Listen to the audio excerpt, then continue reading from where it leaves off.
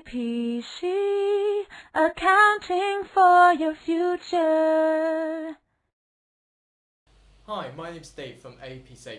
So welcome to today's ACCA paper F7 financial reporting introduction section.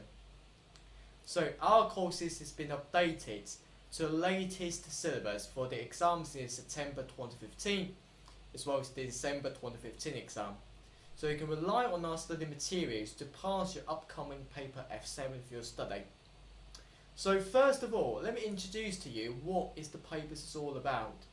So what the paper is all about is, you see the word financial reporting is where we're going to report the financial aspects within the business. But here in the F7 exam, it's all about preparation of the financial statements.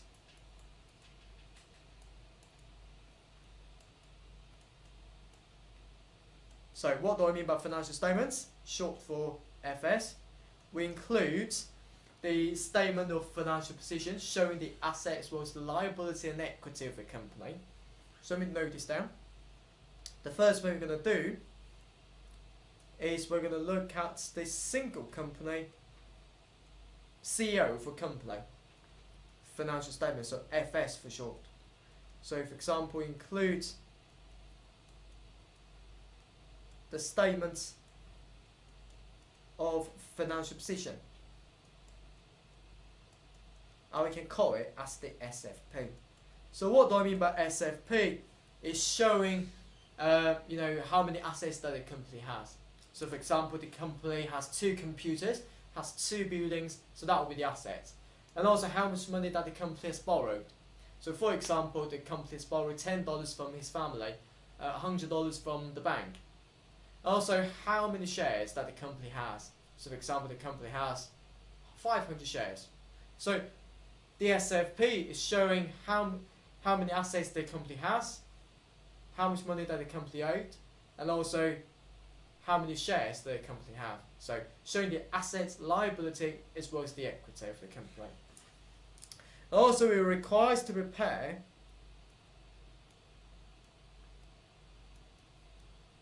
the statements of profit and loss and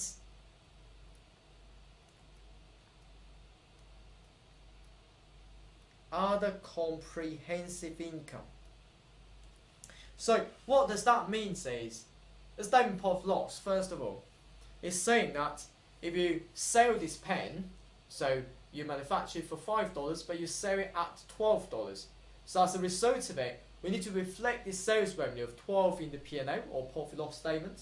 Also $5 as the costs in the statement of profit and loss. So if you take 12 minus 5, that will give us $7 of profit. You're going to sell these pens to others. So that will be included into the profit and loss. But the question is, what about for the other comprehensive income? So let me give you an example. So suppose that we have got the building here. So imagine this is a building. So if this is a building, we have bought it at $10 for this building. So if that's the case, well, during the year that the building has increased in prices up to $12. So this means that we've bought it at $10 in the first place, but now it's rising up to $12, but we haven't sold it to somebody else. So this means this building is still in my hands. We haven't sold it, but the value has gone up by $2. In other words, this $2 haven't been realized, so that we are going to put that into other comprehensive income. Unlike in the first example that we've sold this pen to the external customer, but now we haven't sold this building yet. So that's the reason why for those profit that we have realized, which means we've sold it to the third party customer, we are going to put that into the P&L. But for those profit that we haven't realized, we are going to put that into the other comprehensive income. And based upon these 2 statements, especially for the first one, we are going to prepare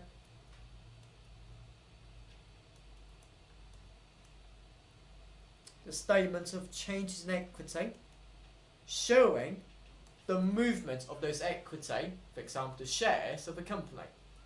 And finally, we are required to prepare the statements of cash flow, showing the cash movement during the year. And we will explain those in a second. Of course, this will certainly comes up in the exam for the single company's financial statements preparation. For those financial statements, we are going to tell you how we're going to prepare for them. For example, from the source documents, put that into the books of prime entry, and then go through the ledger accounts, and then go through the trial balance, and then year-end adjustments, and finally the financial statements that we just look at here. Of course, we will go through them in much more detail in a due course. That's not very difficult, to be perfectly honest with you. So not only you need to know how to prepare the single company's financial statements, but also when preparing those accounts, so accounts, which means financial statements, so that would be the same word or same thing. So when we are preparing those accounts, we also need to know, we need to follow some of the rules or principles in the preparation of those. So normally focusing on the IFRS or IAS or International Financial Reporting Standards or International Accounting Standards when preparing those accounts. So there will be lots of these accounting standards that we're going to follow. For example, in determining the value of the inventory. So should it be $1 or $2? So we're going to refer to the IAS number 2, inventory. In determining the value of the property, plant, equipment, whether or not it should be $10 or $20, we're going to refer to IAS number 16, property, plant, equipment. So we are going to go through quite a lot of these accounting standards. Why we're going to do that is simply because it will help us to prepare the accounts more easily. So within your F7 syllabus, not only we're going to focus upon the single company's financial statements, but also we like to focus upon the group company financial statements as well. So we are going to think about how we're going to combine 2 or more companies' financial statements all together. So for example, we've got companies 1's SFP, we've got company 2 SFP, we're going to combine those together. That means we've got assets in a company 1 and assets in a company 2. For example, the asset 1 is $10, asset 2 is $5, so we combine together, that will give us asset worth at $15 because 10 plus 5, that will give us 15. So in simple words, the group company's financial statement is where we're going to put all those figures together, add them together line by line, that's it. But since it's so simple, why are we testing it about the group company's financial statement? Well, the answer for this is, the idea behind it is not that difficult, but when it comes to certain items, such as the goodwill, that kind of thing, so it may be relatively complicated for you to calculate. So that's the reason why we are going to look at those in a second. And finally, not only you are preparing the account, preparing the financial statements, but also you're required to appraise